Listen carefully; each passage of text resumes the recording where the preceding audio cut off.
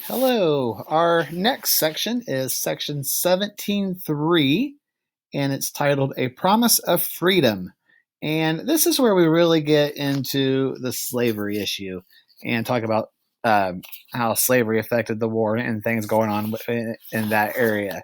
Um, Starts off with the slavery issue. President Lincoln, as we talked about before, always thought slavery was morally wrong. Now, morals, what are morals? Morals are your beliefs or your values. Like if you think it is wrong to steal, then those are your morals. Maybe if like Robin Hood steal from the rich to give to the poor, is that making it better? What are your morals? What are your beliefs when it comes to that kind of thing? And it's still wrong, by the way. Um, but those are your morals or your beliefs. He was cautious though because he didn't want to make the border states that were still part of the Union upset. Because if he did, then they could leave and join the Confederacy, and that would make winning nearly impossible. It would really give the South a big advantage. So he had to kind of make sure he was saying, hey, we don't want slavery without going out and saying we're going to get rid of slavery. So he had to be really careful and watch his step when it came to all this. Um, the slaves in the South, they were actively helping the Confederate Army.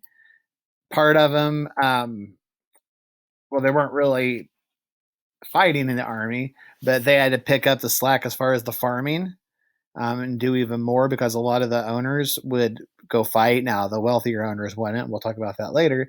But they did have to do some stuff that they hadn't had to do in the past, when it came to that.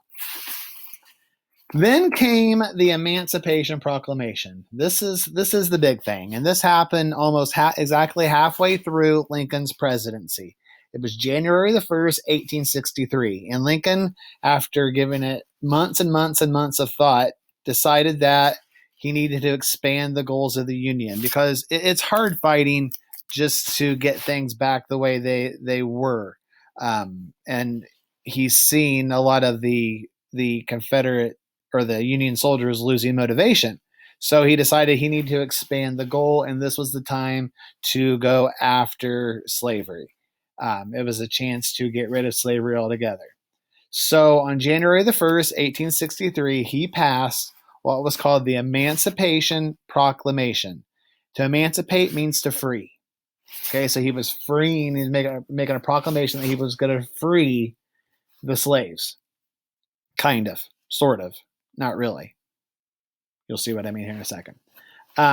So under this proclamation, under this freeing of slaves, now stay with me, this gets a little bit confusing. All enslaved African Americans living in the Confederacy were now free.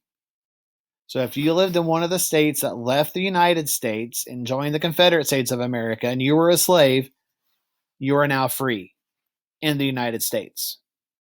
Now, what's the problem with this? They're not in the United States. They declare their independence. They're in the Confederate States. So them being in the Confederate States of America, they were still really not free. The Lincoln's saying you're free in the United States. So if we do get back to the United States of America, you will be free. Stay with me. All enslaved African Americans living in the Union were not free. So if you were a slave living in a state that still had slavery but was part of the Union, you were not given your freedom. Only those that were in the Confederate States were given their freedom through this. And also, if you were an enslaved African American living in the Confederacy that had been captured by the Union, you were not free.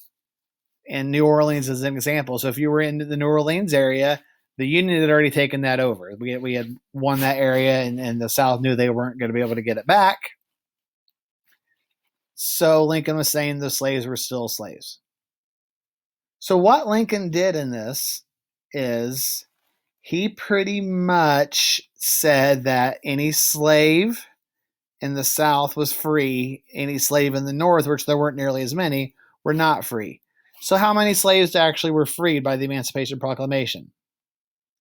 If you're thinking 0, you are correct.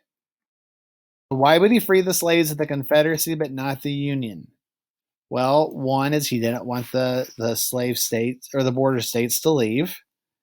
And two, he didn't want, or he wanted the Confederate slaves to know and the Union fighters to know that if we win this war, those slaves are going to be free.